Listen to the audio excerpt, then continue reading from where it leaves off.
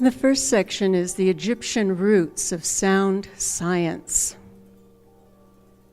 And this quote is from Jehuti, Thoth or Tot, Hermes. What is below is like that which is above, and what is above is like that which is below, to accomplish the miracle of the one thing. It's sometimes called the great work. And this image is a papyrus that is duplicating what is on the ceiling at the Temple of Dendera, Egypt.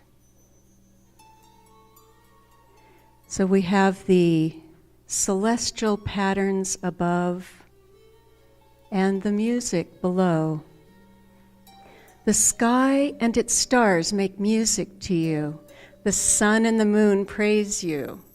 The Neteru sing to you.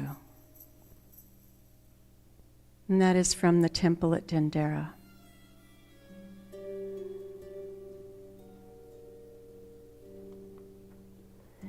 This temple is a perfect example of the principle of as above, so below.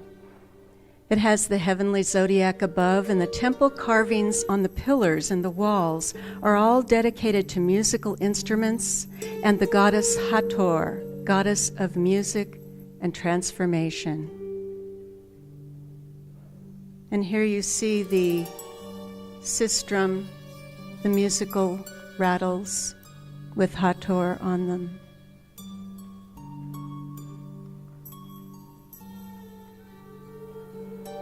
Hathor listens to the eternal music of creation, similar to the ancient Hindu cow goddess Vak. She is Logos, mother of the Vedas, Vak, Vaka, Vos, voice. It's the root for our word for voice. Vak preceded Saraswati, and she's not well known anymore, but she is the mother of voice and song, mother of all mantras. I utter the word that gods and men alike shall welcome. I make them mighty. My word makes a sage, a rishi, and a Brahman. And that is from the Vedas. My word, my song, creates a different being. Your word, your song does that. Here is Thoth in the Hatshepsut temple. Thoth is the oldest son of Ra, and he hatched the world egg. He's an ibis bird. This work of creation he accomplished by the sound of his voice. He is the most powerful friend of the soul, and through the trueness of his voice, contributes to the soul's resurrection. We will learn at the end of the presentation also that he was the guide of Osiris and Isis. Through the trueness of your voice, you are resurrected. So when we purify the voice through breath work, chanting, meditation, toning, releasing, our voice becomes clear, and it becomes a healing balm for the world and others.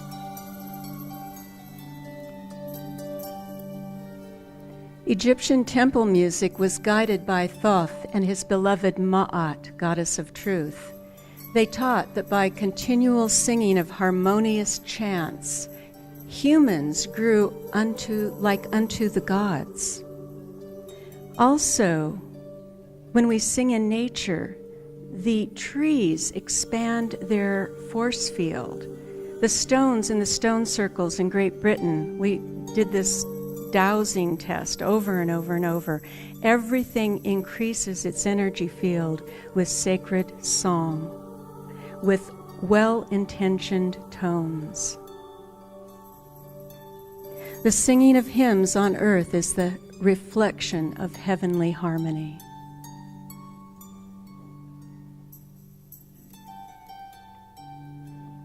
The hymns of Hermes, these are actual texts that you can read.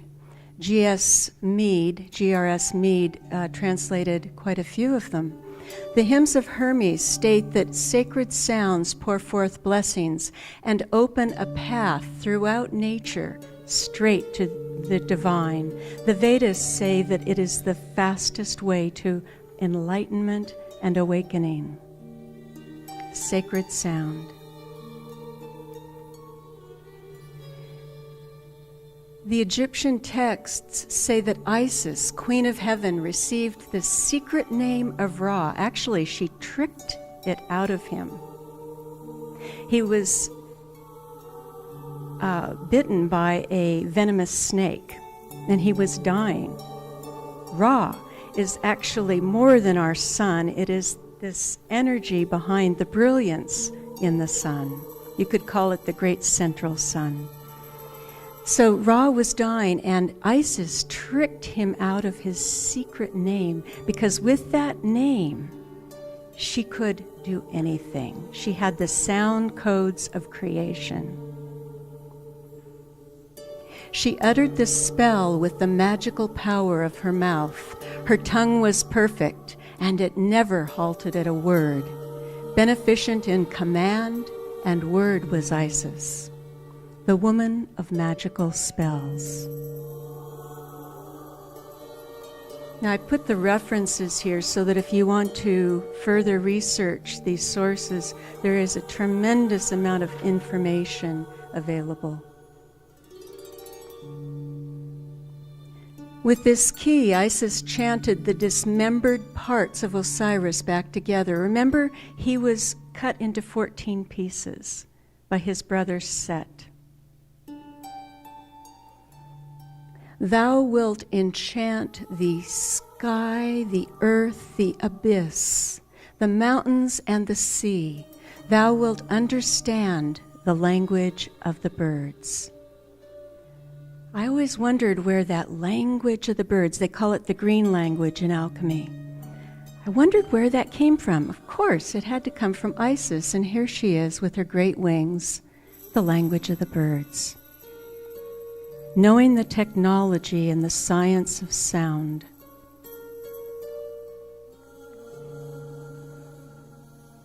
In Egyptian papyri, Isis changed into a swallow and cried and whistled as she circled the dead body of her beloved Osiris. It's interesting because every place that has a Black Madonna in France or Europe in general, or a temple to Isis or Mary Magdalene, has swallows circumambulating every day in the season, in spring and summer and fall. And they are whistling, and their whistling creates a beat frequency, which is 2 tones almost rubbing, really close.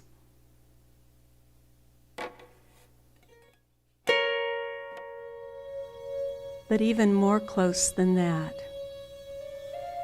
And it creates an altered state, sort of like this whistling flute. The song of Isis enchanted and infused Osiris with life to give birth to their child, to their creation, Horus.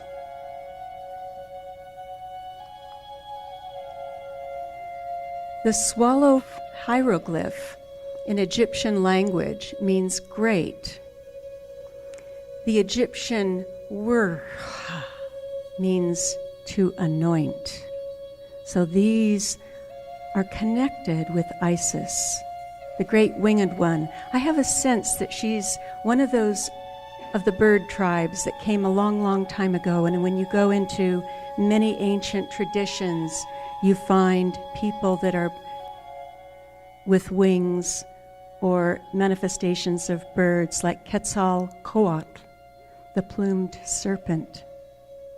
He's plumed, he's a feathered serpent. The transformation into a swallow is one of the magical texts in the Egyptian Book of the Dead. The words of power in this text restored life after death to both Osiris and the scribe Ani to fly freely as a swallow. And here you see the swallow on the bark of the sun. This is the hieroglyph. On the bark of the sun, the swallow is the first to announce the return of the light, singing the dawn of a new day. This is a translation by Norman D. Ellis of part of the Egyptian Book of the Dead about Isis turning into a swallow. In the dark marrow of my bones, I have made myself light.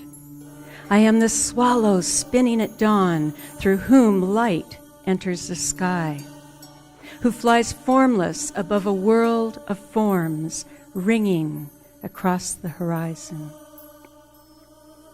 Enter me, I shall make you a god, she cried. Enchantress and wife, she stamps and spins, she raises her arms to dance, and from her armpits rises a hot perfume that fills the sails of boats along the Nile. She stirs the breezes that make the sailors swoon. Under her spell, I come to myself. Under her body, I come to life.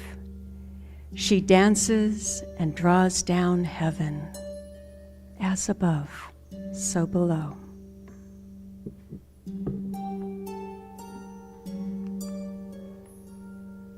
And this is a voice print of a swallow song.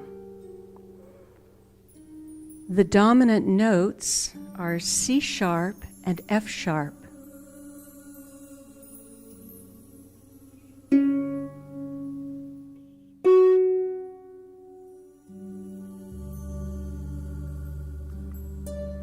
Here we have those frequencies emanating as elements and color from one of the largest stars in our galaxy, Eta Carinae. Interesting, one of the largest stars in our galaxy is emanating these frequencies. And the swallows are mirroring on the earth that song.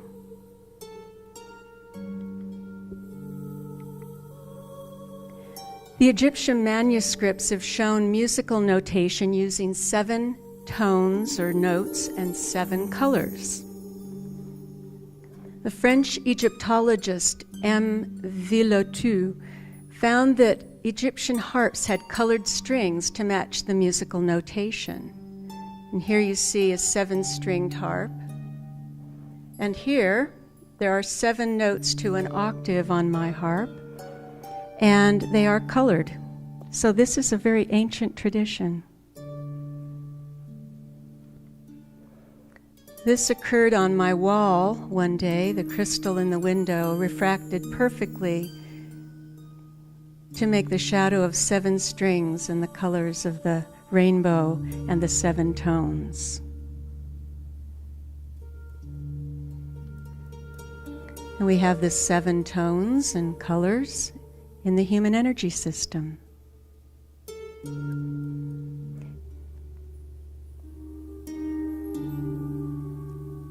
This is the harpist of Ma'at from the tomb of Ramses III, Thebes. I would like to have a harp like that, wouldn't you? We have some harpists right in the front here. Maybe we should commission someone to make one. The Egyptian temples were built in alignment with the heavens. Each temple is tuned to a unique musical scale based on its dimensions and sacred proportions. In the early 90s, I was working with Carol Horn and Antoine Sarand in Egypt. And I guess my first trip there was in 87, and I noticed that the temple walls of Abydos were ringing singing back to me. I was dumbstruck. I was shaken. I had never had that experience anywhere, singing or playing the harp. And so I went back in 91 with Antoine and Carol, and we did research in measuring the chambers and finding the dominant tones. Antoine approached it in a very logical, scientific way, and my way was intuitive. And through audio response, just listening to the sounds that rang out louder in each chamber. But we came to the same conclusions, which gave me great confidence in the power of intuition, in the power to hear our own songs and not question it. So I'm going to share with you a song based on that tuning. It's called Sarah. Because we're talking about the sevens, I'll play it in a 7 rhythm. So the rhythms and the tones are both important. So I'll play it in this proposed tempo scale for Abydos.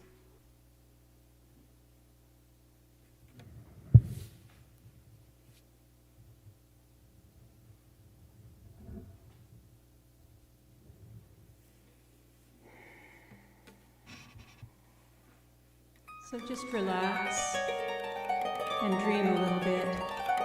Imagine that you're in the temple of your choice. It could be Abydos or Philae, Dendera.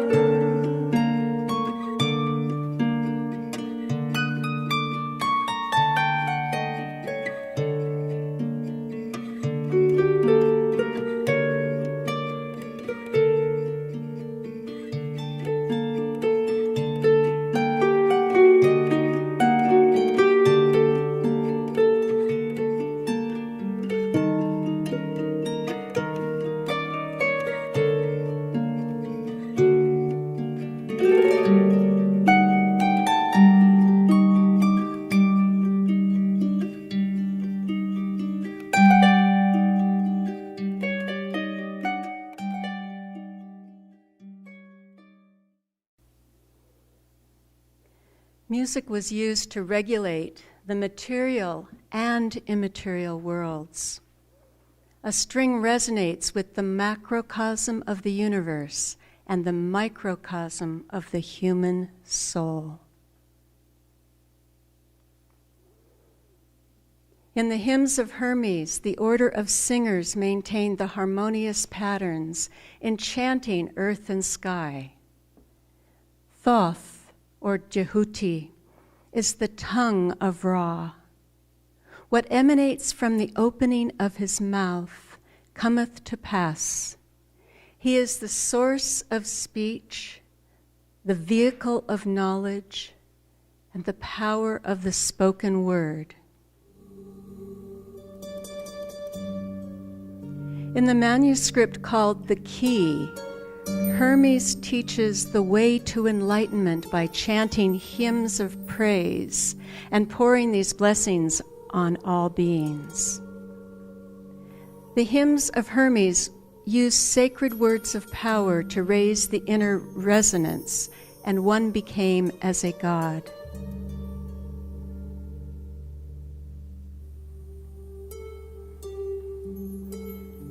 The serpent was said in the book of Moses to be the most wise and knowledgeable of all creatures. Somehow it fell just like Eve. What a shame. But we're here to retrieve the serpent of knowledge.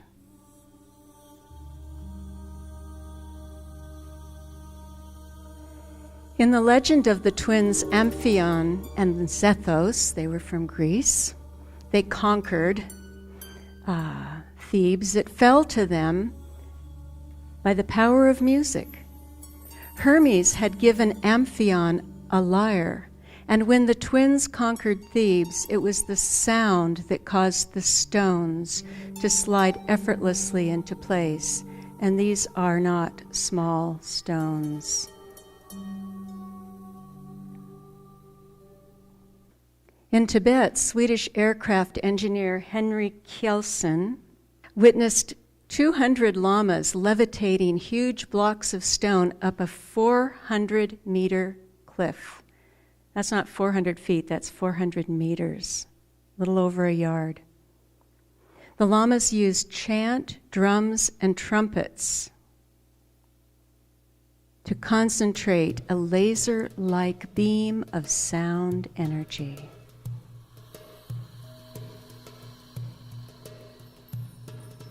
Hermetic sound science can be found in the roots of Christianity, Islam, and Judaism, as well as Buddhism, as well as most indigenous cultures around the earth.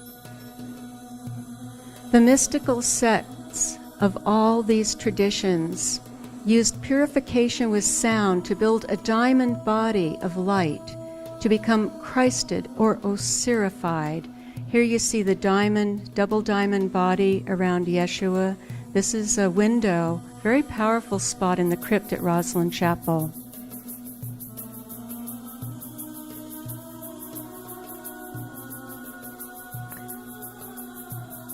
This is still practiced by Tibetan Buddhists in achieving the diamond or rainbow body. When Rinpoche Khenpo Achos passed away in 1998 at his Tibetan hermitage, his disciples witnessed rainbows in the sky, sweet fragrance, and music as if someone were singing. Now it goes both ways. It's a co-created process. It wasn't just the music after his death, but he used chanting continually to create that rainbow body. Meditation, breath work, chanting, being still, drinking from the still waters of that grail cup.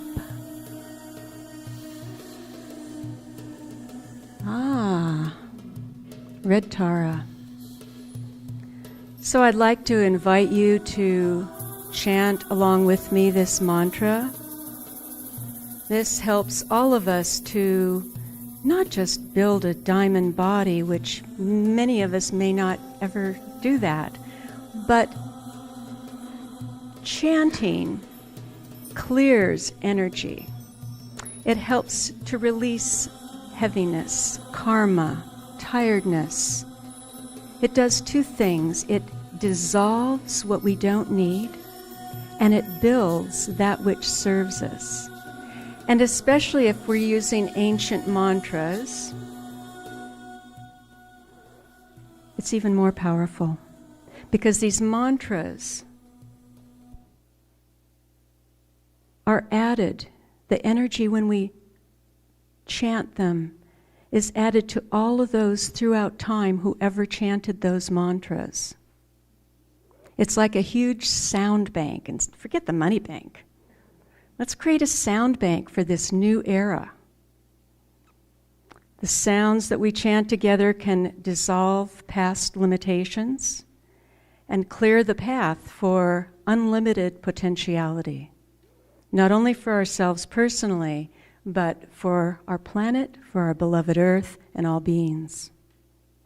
By the way, Bardo Rinpoche is going to be in Phoenix this next weekend. He's from Woodstock, New York. He actually just moved into a new monastery in New York, nearby Woodstock, but he is the Rinpoche who came to Sedona many, many years ago and gave us a very powerful teaching about the power of sound, and it happened to be on the eve of my departure for England, leading a group and doing chants in Stonehenge. And I thought, oh, this is so perfect. And what he said is that when you do a mantra in a sacred place, like Sedona, or anywhere that is sacred to you, that benevolent power is multiplied more than 1,000 times. Or if you write the mantra in the sand at the beach, or in the soil out in nature, or over the lintel over the door, it blesses all those who pass through that door. So I'd like you to join me in doing the Red Tara mantra. When I asked the Rinpoches that I know, I wanted to know what it is about the Red Tara. Of course, she's very strong in her red aspect. There are 21 aspects to the Taras. In her red, she's a very fierce protectress, very strong. So if you need protection or strength or energy, you could chant to her. The words are Om Tare Tum Soha. When I asked about the purpose of doing this chant, I was told that it helps create you as a Tara, you as a Buddha. So it develops that inner essence, that ground luminosity of Buddhahood.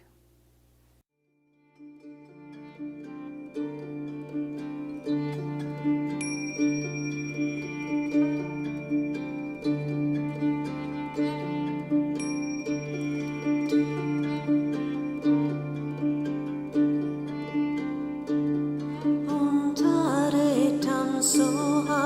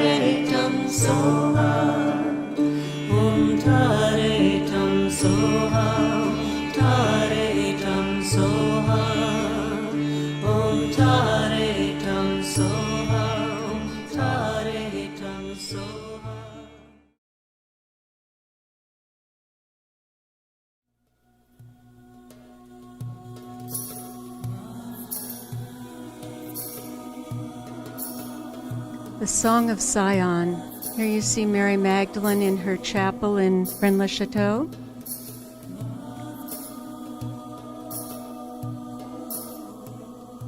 Samuel told King Saul, "You shall meet a band of angels," actually prophets, maybe they were angels, "a band of prophets coming from a high place with harp, drum, flute, and lyre, and they will be prophesying."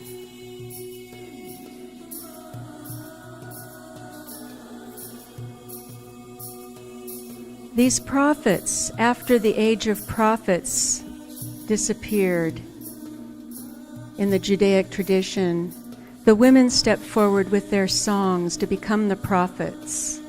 The Bath Kol, or Bat Kol, translates directly to daughters of voice.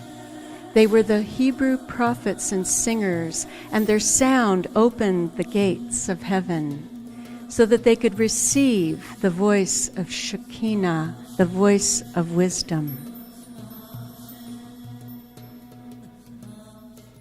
As the Word became flesh in Jesus, so did the Bath Kol, daughter of the voice, become flesh in Maria Sophia.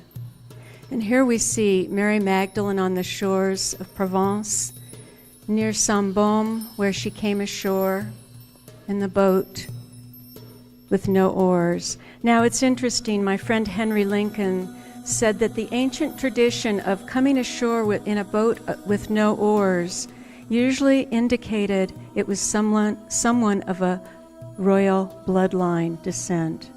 This image is from the wonderful chapel at Saint-Baume.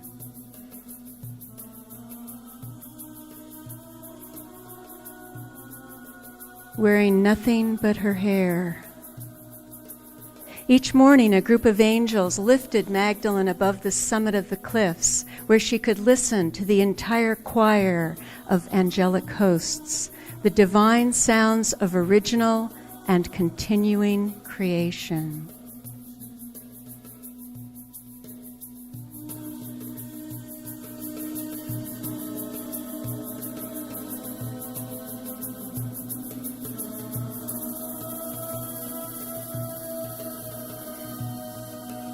Temple singers used specific tones to create healing in body, mind, and soul. Sufi sound science teaches that our voice is an instrument for healing and also the barometer of our state of being. It tells us where we are in our evolution, in our state of emotional, physical, and mental. It tells a story, the quality of our voice, and it also informs others how to respond to us. If you've ever heard a recording of your voice and said, "Ooh," that voice deepens and expands through regular toning and chanting. It's how to develop it so that when you speak, people will listen. I had very powerful relationships in my past with men of great stature. They were well-respected experts in their fields. And no one ever listened to me. I would say something and it was as if I was invisible. Until I started working with sound and developing my own energies and my own voice.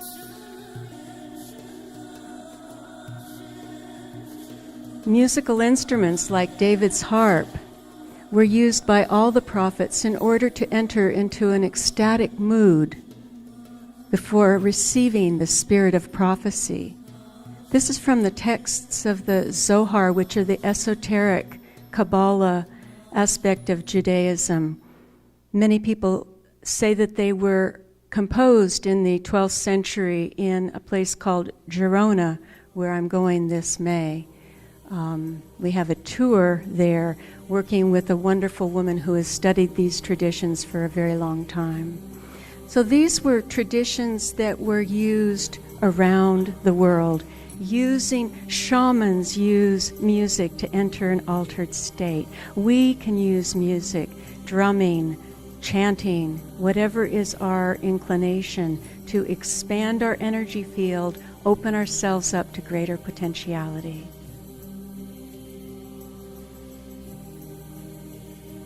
So, looking at this image, just to observe it a bit.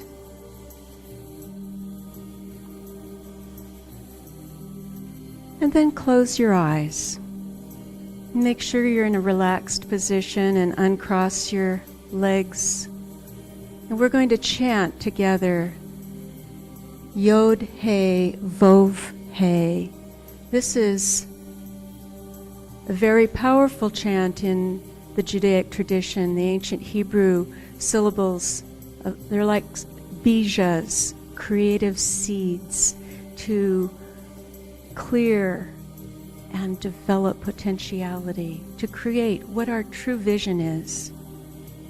So with your eyes closed, join me in this.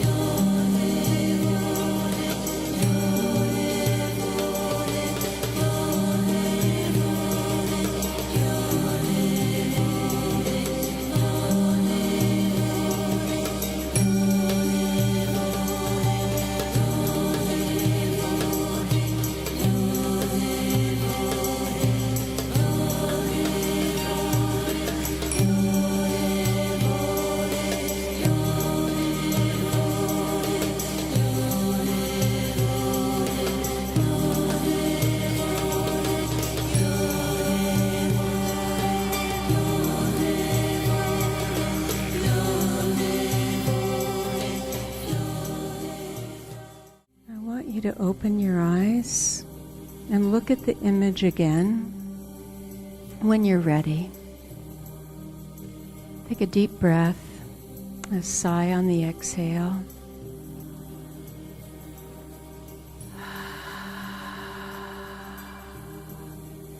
And see if it looks different.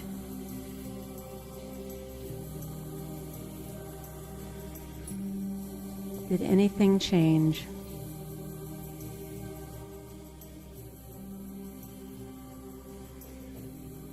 Any feedback from the audience? Any change that you're aware of? Yes. More colors. Ah, you see things that you didn't see before. A heart. Uh-huh. Things. And what? The temple is bigger. It grew. The doorway seems to be more inviting. It has dimensionality.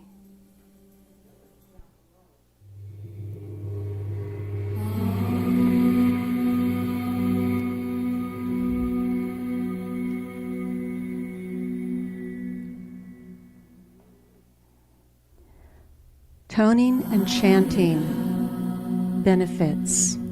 These are just a few.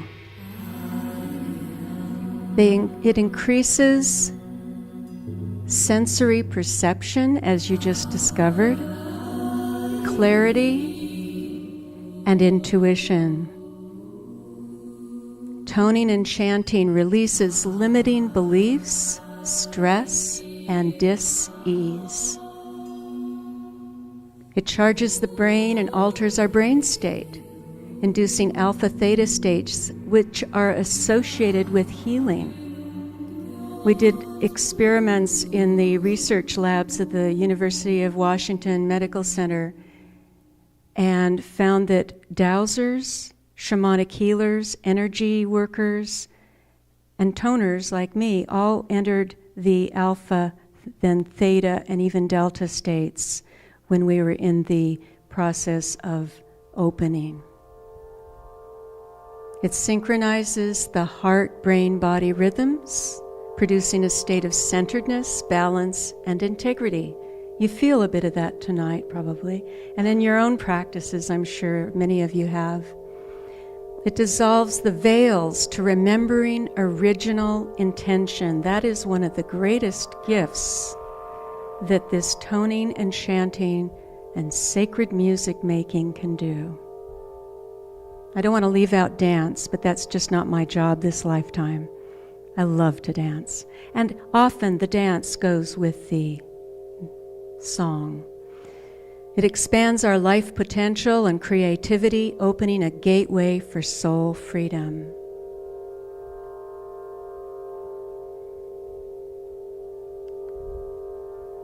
And what you're hearing is an Aeolian harp, wind harp, placed in the center of Stonehenge on a summer solstice. Just the natural sounds of the wind through the strings. And this is a natural occurrence that happened to my friend Eileen Nauman at Rainbow Bridge, Devil's Bridge, Sedona. The sun was nowhere close to that part of the sky. And it was after they offered prayers and flute and drum song, and this appeared, and everybody was on their knees.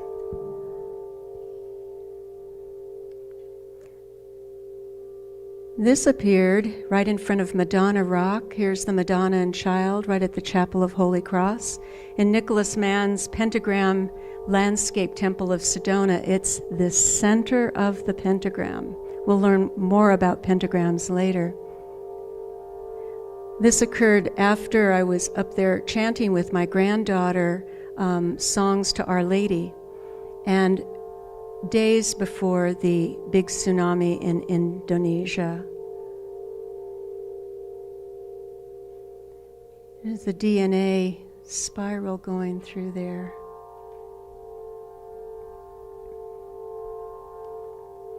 And here's another image from genetics of the DNA spiral. Russian biophysicist, any Russian speakers here? Anyway, he found that human DNA can be reprogrammed with harmonious sound and positive language. This is the ancient Hermetic knowledge of the power of mantras and sound. Mantras are formulas to vibrate the highest human potential and re-enchant our world.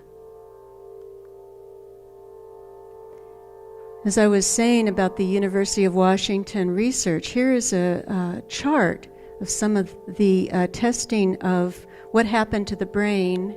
This is the beginning I guess I already had a fair amount of theta going on. I had been listening to the Songaya CDs that you'll hear later on, and then toning with them really peaked the theta level. The theta, the green, the alpha is the red, beta over here, and delta, the really deep level in the blue.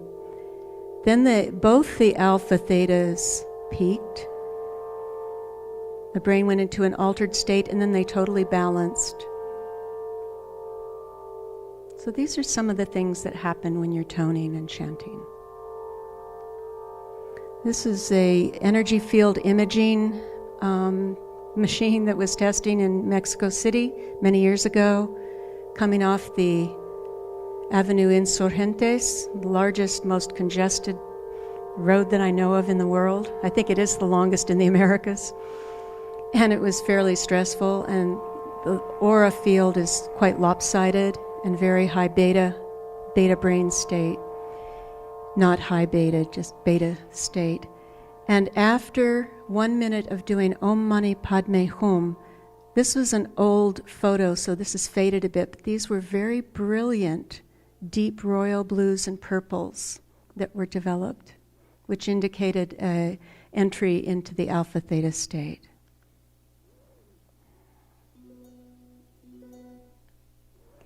Here's our friend Ashok Kumara chanting with a wonderful orb on the side of his head. I'm sure he didn't even know.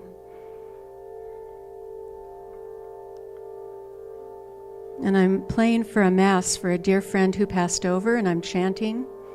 And my friend took this, and then there are various other little orbs around. It's a church in Rennes-les-Bains, France.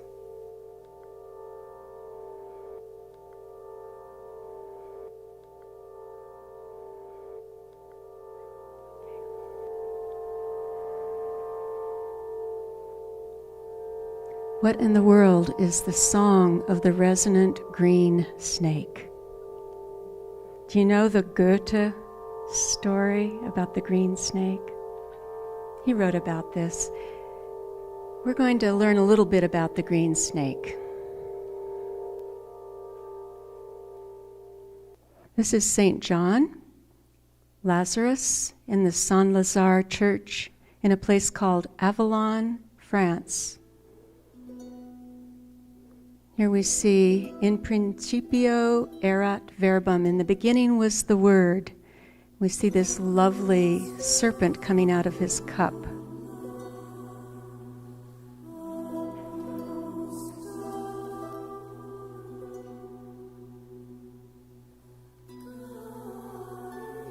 Here he is again in a Catholic church in Massachusetts, Westford. Now it's a green snake. This is a well-known alchemical symbol of resurrection and renewal, coming awake, and it's in his cup, the Grail cup. Here's in Troyes Cathedral, southeast of Paris, another green snake, but this time it's a feathered serpent, just like Quetzalcoatl in the Mesoamerican tradition. We find the same symbology all over the world, rooted in the earth and sprouting wings, balanced. Transformation, resurrection. Here we see it in the image from Egypt.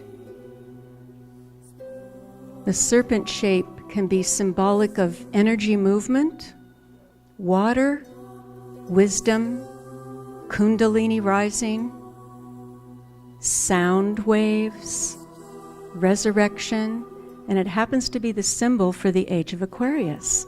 2 squiggly lines, just like 2 snakes. That's the age we're entering into. So I think it's high time we retrieved the snake. Here's the front of the same Saint-Lazare Church in France, Avallon, France. Look at all these amazing serpents on the front. It's a resurrection chapel. By the way, the nearby next village is Vézelay, where Mary Magdalene has her church, basilica. They were brother and sister, and they worked together closely in the resurrection mysteries. This window is in the Madeleine Church in Rennes-le-Château, and the sun was over in the west, which is behind my head when I took the shot. This was a miracle of Lazarus rising, I felt, out of his window. That's Lazarus Rising's window. Lazarus received the resurrection mysteries teaching from Yeshua as recorded in the secret Gospel of Mark. It was an all-night ceremony. And here's a quote from the Pistis Sophia in the words of Yeshua. Magdalene and John, the Virgin, will tower over all my disciples and all men who shall receive the mysteries. Well, we've moved on now. It's available for all of us. That's the good news. Here's a performance with an altar to St. John as the eagle of the four apostles. That's my friend Francoise and myself. Troyes Cathedral was the place where the Grail mysteries were written. Troyes was the center of Knights Templar. It's where Joan of Arc rode her horse onto the high altar and proclaimed for the people's liberation of France. She rode her horse up onto the high altar. She had some energy, that girl. We all love her. Here's the Apostle of the Apostles in Saint-Michel, Tarascon-sur-Ariège, near the Pyrenees, the foothills. From the Pistis Sophia Codex, it says, I have had faith in the light, and it remembered me and heard my song. He has placed in my mouth a new song. Sing praises to the light, and I will bring you to the region from which you descended. That's the work of Sophia, to retrieve souls. Sophia simply means wisdom. Chokmah, wisdom. Pistis is faith. She had faith in the wisdom. Wonderful winged Isis, pregnant with the bridal knot at her belly. This is a chateau near where I live in France part-time, where we do different events. It was also an observatory for the heavenly cycles in the medieval era. There are 14 of these gorgeous girls with serpent bodies.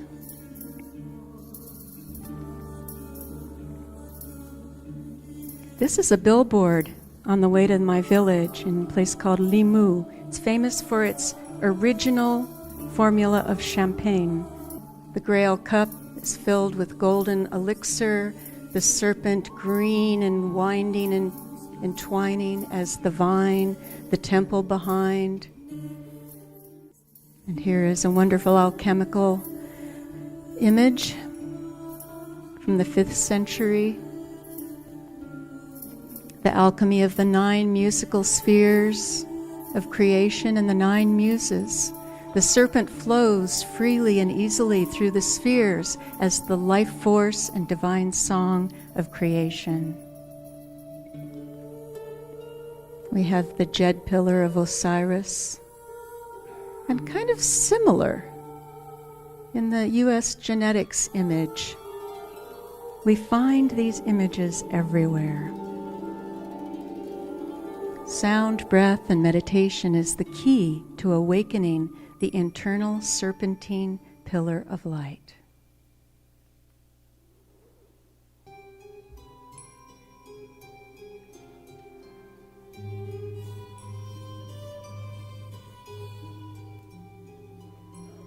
This is the Taoist circuit, the circulation of the breath, which I highly recommend. Circulating the breath up and down. And if you put the tongue at the roof of the mouth, as you're doing this in your meditation, it helps the circulating of that inner serpentine flow wave of energy, awakening the inner cauldrons of fire. They also call it the opening of the golden flower. This is a cymatics image whereby a pure tone was emanated and it created a perfect mandala. It's called cymatics, sound moving form. That's what you do when you're chanting or toning. The focus and breath follow the naughty serpent paths to awaken the inner cauldrons. Now, if you do this at sunrise and sunset, one can look right at the sun for that short period of time. Some people do it for minutes, some people do it for an hour, but there's a little window right as the sun is on the horizon that is better than a double cappuccino, I guarantee. I highly recommend it if you want your frequency to match the solar emanations that are going on now. So we're going to cover, I hope you don't leave when we take a break shortly, because I want to cover some of the effects of those solar radiations that are coming in now. So powerful, it's really good to align. We've been taught to be afraid of the sun, and it's going to, ruin us, but it's actually a source of great energy. The Nassenes, which were the ones related to Yeshua and his tribe, and the Essenes as well, combine chanting with sun gazing. This activates the nadi channels as well as the pineal gland and the mana of awakening and regeneration in the brain centers. When you circulate the breath and the energy, you touch all the centers, which is important. Here the initiates in Egypt are receiving the illumination and resonance from the stars. This is an ancient tradition. The Mayans do it. Here are the life-giving principles with the ankhs coming down from the ray sun. Sunlight helps produce neurochemicals, including HGH, human growth hormone, in the pineal gland, regulating mood, consciousness, energy levels, and longevity.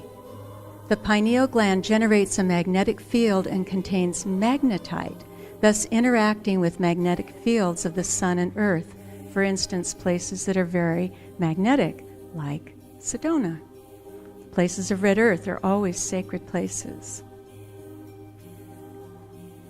Here are the 7 serpents, representing the 7 awakened centers of the initiate. Horus, the sun, at the pituitary and pineal centers, symbolizing the sun awakened within the brain. And here's a wonderful quote from the Dialogues of Kabir from the Sufi tradition. In the center between the 2 eyes is the seat of eternal music, the music of the spheres.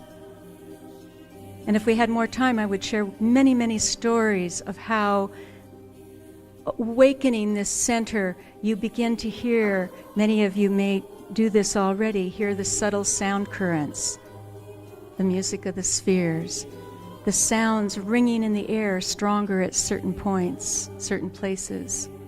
When I first went to Chartres Cathedral, I couldn't believe the symphony that was ringing like thousands of bells in the air, like millions of swallows ringing and singing through the air.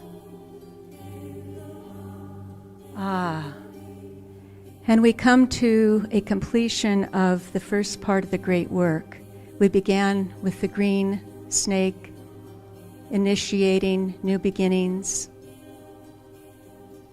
and we complete with the red, the full circuit, the inner circuitry connected.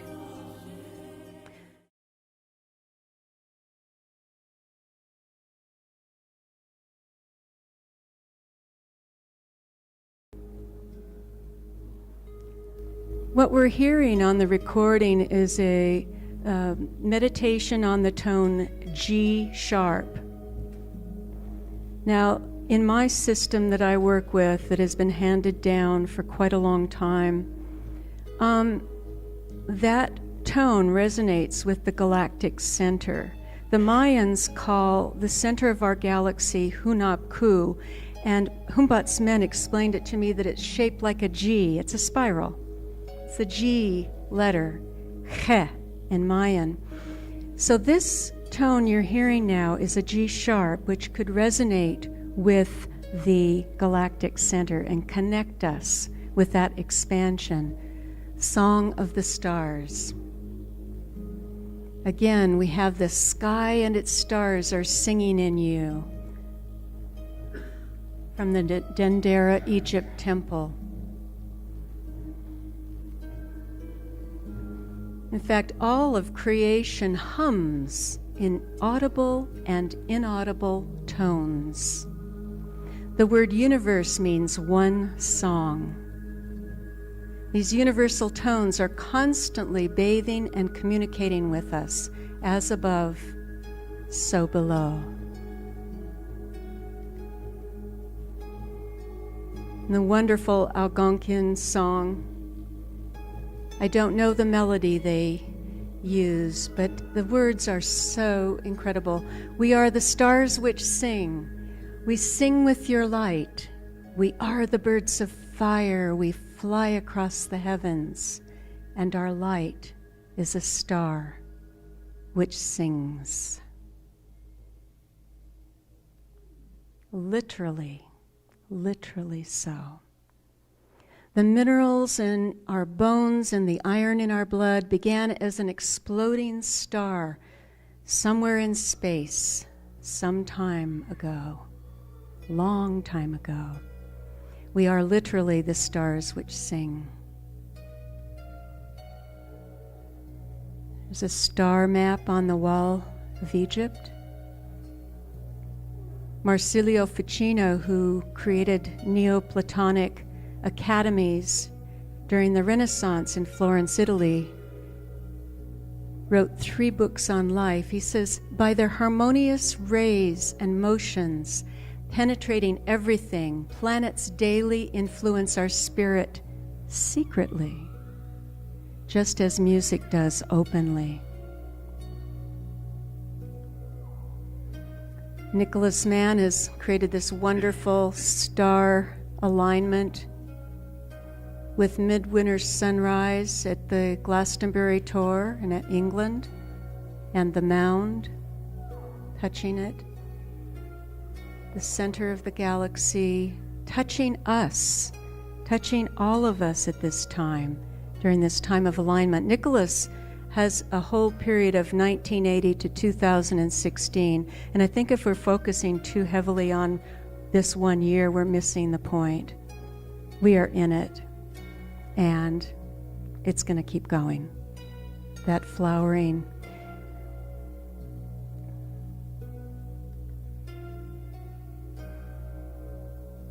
Huge solar mass ejection that occurred on 11/11/11. Now, I have to admit, I was skeptical. I thought, they're just creating the 888 again, or the 11/11/11, 10/10/10. Oh, this isn't really holy day. It's not a turning point of the seasons. But guess what happened? The sun listened. The sun responded. So as people gathered around the earth, and they were praying and singing and chanting, the largest wall of plasma that solar astronomers have ever seen erupted. Also at that same time, a gigantic magnetic rift appeared in the sun. It's really speaking now. And when we entered the year of the water dragon, 23rd and 24th of January, what do we get? A huge green dragon over water. The sun exploded, connected with that new moon.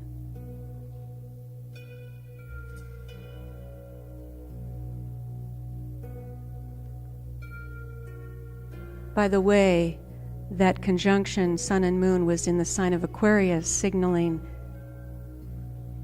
that jet engine boost into the current age and the shift. Astrophysicists are studying the song of the sun in a project they call GONG, Global Oscillation Network Group. Astrophysicists from all over the world are measuring the song of the sun to see how it is affecting life on Earth, and certainly we are seeing that it is. Shortly after 11/11/11, November 15th, the sun hit, the coronal mass ejection hit Venus, and this hurling plasma cloud reduced some of Venus's atmosphere. Now, there is a Hopi prophecy that speaks about when Venus's atmosphere changes, this signals we are in the time of great change and purification. And instead of being afraid of that, celebrate. Are some of you just feeling so much energy you just want to jump out of your skin? I am. There's so much potential right now. This is a disk of Venus pouring forth illumination, just like the Egyptian initiates were receiving, the direct resonance and illumination from the stars. The Aztec tradition says that Quetzalcoatl, the plumed serpent, emanates from Venus and will return to Earth in 2012. In a rare transit, Venus will pass directly in front of the sun on June 6th this year. Only happens once in a lifetime, once every 120 years or so. Now, they come in pairs, so we had one transit in 2004, and this is the partner of that transit. For me, this is really the exciting thing. I mean, yes, winter solstice, all the solstices are powerful, but this is big. So I recommend everybody toning and chanting and praying every day, connecting with the sun, bringing the sunlight into your cells, into your centers of your brain to get ready, because it's really wonderful what is happening now. Here's a Venus-Moon conjunction. She makes a perfect pentagram, the only planet in our solar system to make a perfect geometrical shape. Perfect pentagram in her orbit every 8 years. This shape happens to be the one that is full, totally, exclusively, of golden mean ratio, the perfection of creation. It's the basis of music, harmony, beauty, healing, and regeneration. So those are some of the qualities that I believe are coming in now very powerfully as blessings, as gifts, if we pay attention and utilize them. You can even breathe in not only the sun, but the moon, or Venus, or Sirius, or whatever your favorite star is, to receive the knowledge. If you've ever worked with Venus or Sirius, I find them very, very powerful, in addition to the sun. You can receive knowledge, you can receive a song, a resonance transmission. This shows how far back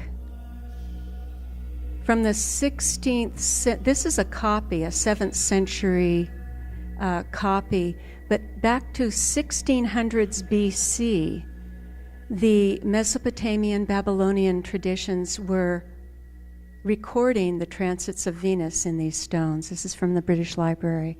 And here's the symbol of Venus throughout Mesoamerica, with Venus right here. This is right at South Mountain, Phoenix.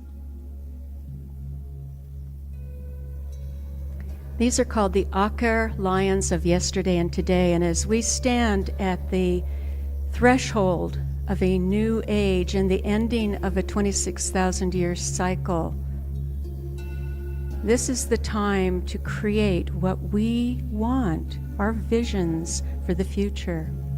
It's a new day in the history of humanity.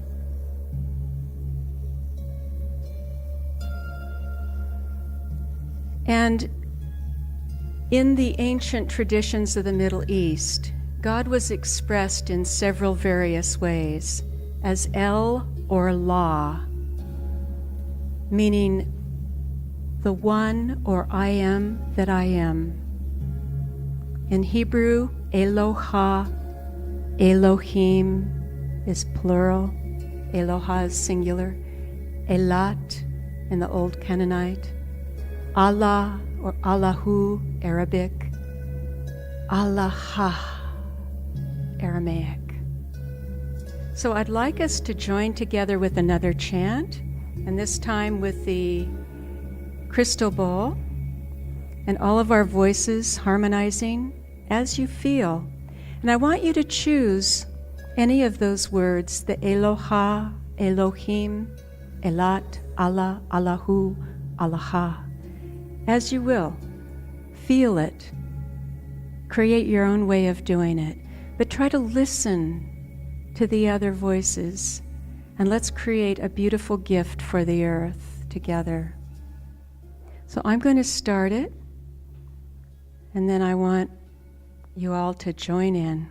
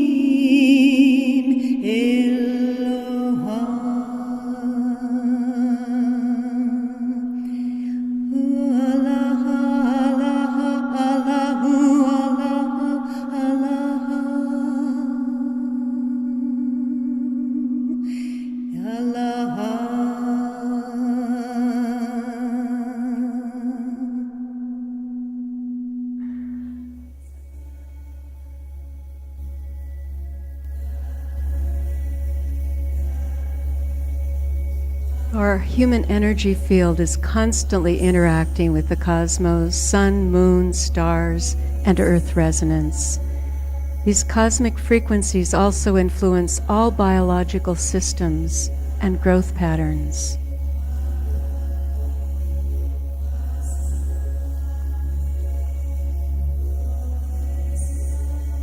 Heavenly tones and song patterns are reflected in the human body and the energy field.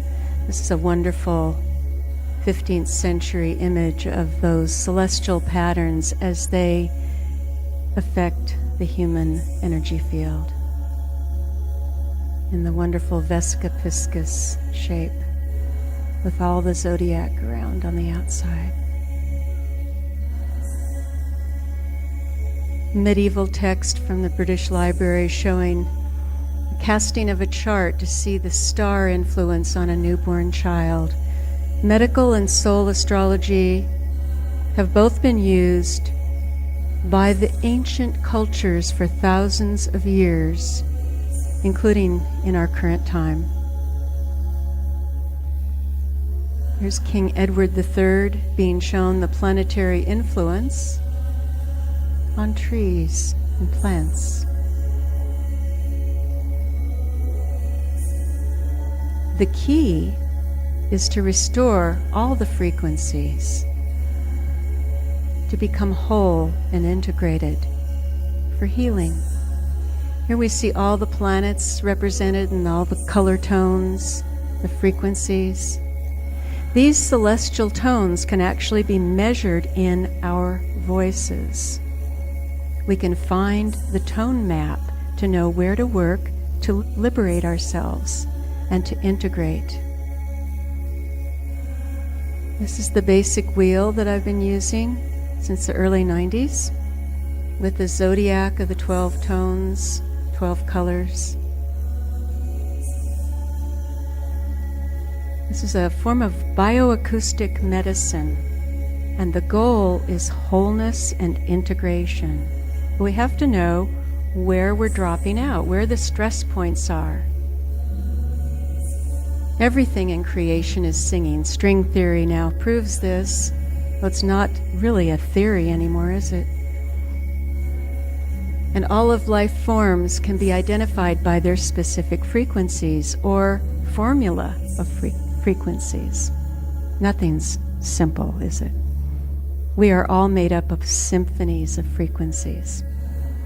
In the 1970s, University of Ohio sound researcher Sherry Edwards discovered that she could hear distinct tones emanating from individual people.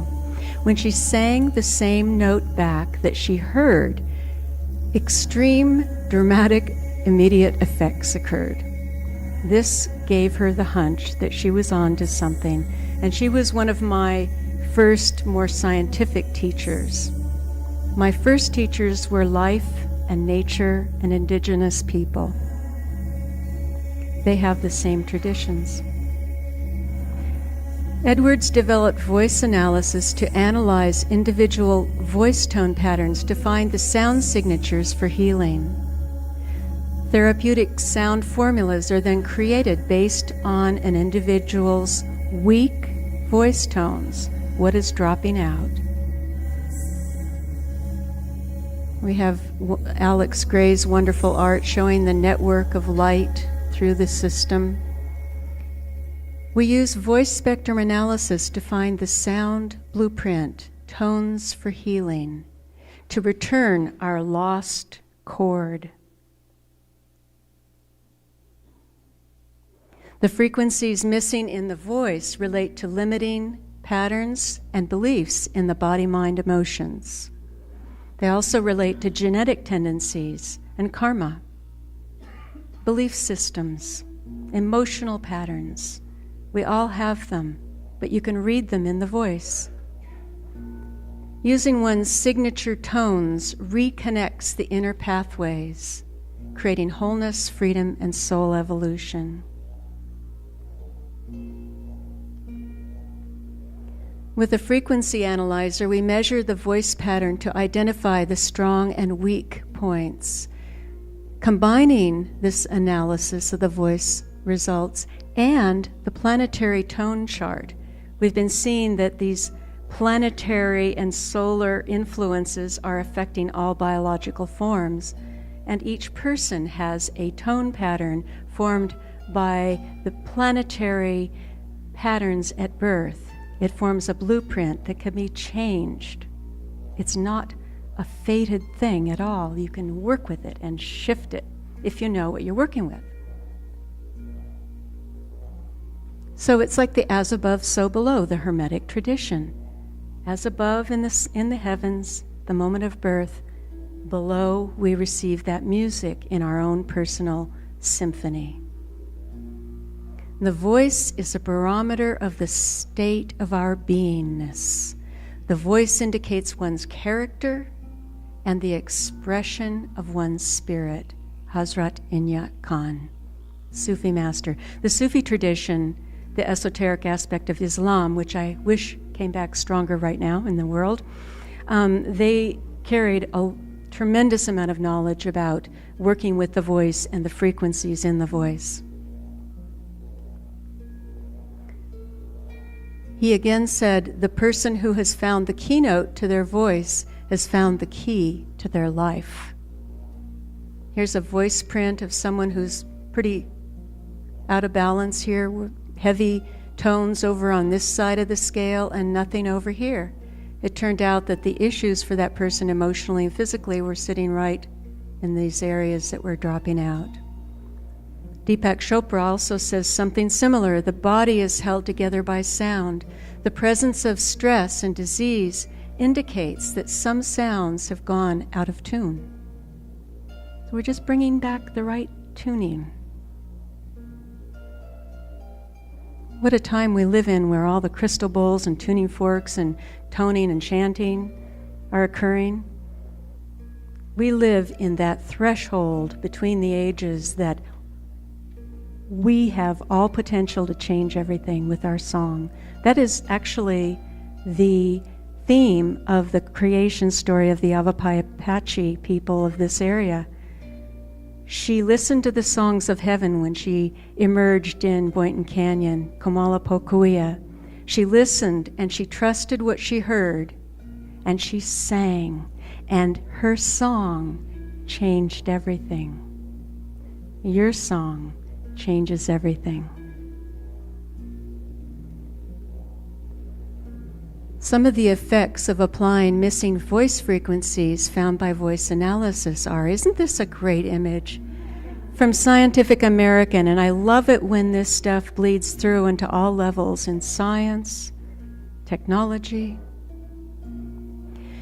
When individual frequencies are played back to a person, the change can be reflected at the cellular level, in brainwave patterns, unification of the energy field, and in the experiential state of being. And this can happen immediately. It doesn't have to take a long time. Although things that have been kind of set in stone, as we say, in the bones, in the tissues, take a little longer to resolve, can take a week, a month, a year, whatever.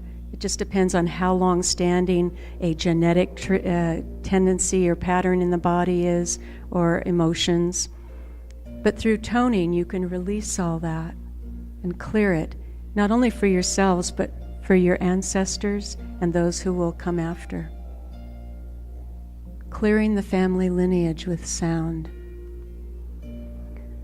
The sound that you're hearing, I'll turn it up a little bit. I decided to play I was doing the sun meditation this morning, and I was told, use the A sharp. It's this tone for Aquarius. So I thought, okay, that's a good idea. And this is a sound meditation, 15-minute long, using didgeridoo, overtone chanting, mantras, and harp, so that people can tone along with these tones and assist them. Sometimes we don't know where to start. I didn't know where to start before I met my teachers. And this can be really helpful for people opening the door to their own sound medicine. Getting a crystal bowl or a tuning fork or a drum or whatever and toning along with it. There are 12 different sound meditations for the 12-tone musical scale.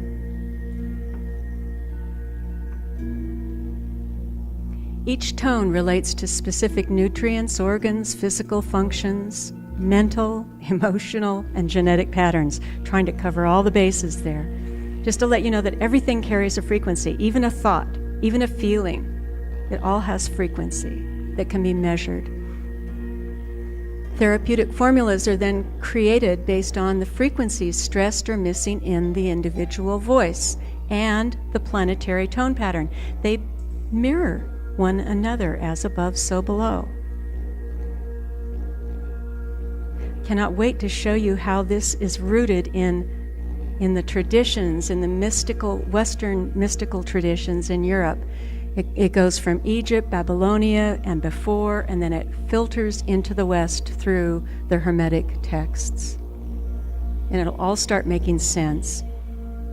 We're running a little short on time, but I'll just hit on a few of these cases that were really wonderful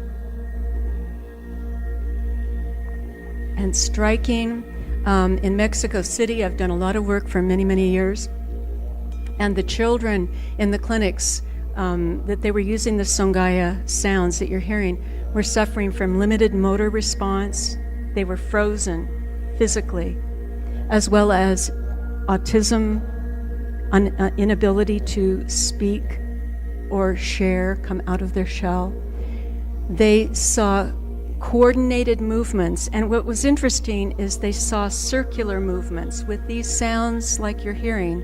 This is what they were using, and the children started moving in circles where there was no movement before because of the cyclic repeating 60 beats per minute or slower. It just got them out of their shells. They began communicating, vocalizing with the music. Little autistic son, I've told this story before, he was speaking total gibberish. I could not understand him. I did the analysis, got the voice print, and then I went over to the harp and stood. Began to play. And he stood at the other end of the harp. He had never seen a harp before. And he calmed down and he played a duet with me. He was 5 years old. He'd never played an instrument before. And at the end, he kissed me on the cheek and said, "Harp." And so immediately his parents got him an instrument. And he began naturally playing music in his missing tones that he needed. It's a natural response. When we hear the sounds we need, we resonate and feel good. We want to use those. We want to hear them.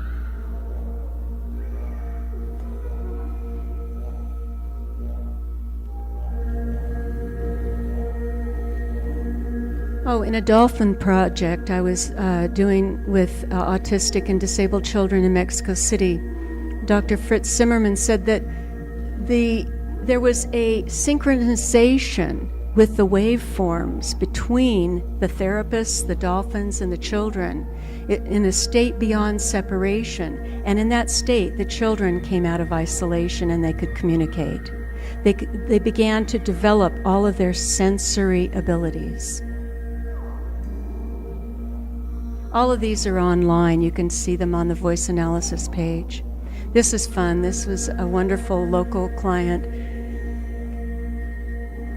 After 1 week of toning her C sharp, which relates to root chakra issues, sex, money, power, she was more relaxed, uplifted, libido increased dramatically. I should use that on television.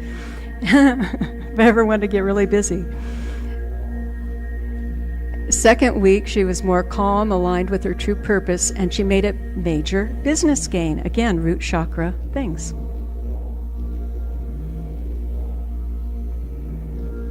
A guy who was kind of a bit mousy got really empowered, and their relationship improved a great deal. Basal temperature, thyroid balancing,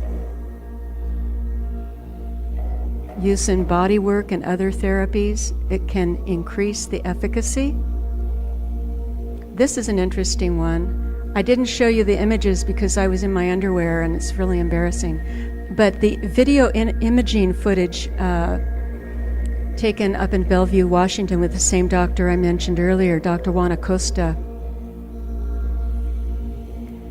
showed that there was increased light in and around the body after toning a very short time, like a minute. And dark, congested areas became 60% brighter, and the same result occurred while holding feelings of bliss and gratitude. So I highly recommend toning with the state of gratitude.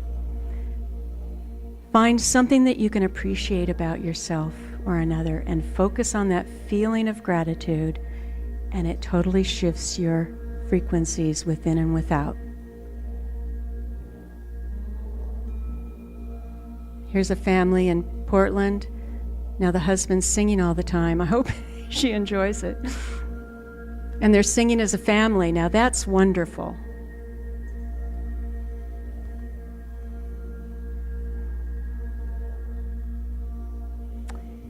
Neoplatonic academies. I'm just going to recap. This is just a couple of slides, few slides. But to recap some of the basic principles that we started with, the Hermetic sound traditions from ancient Egypt.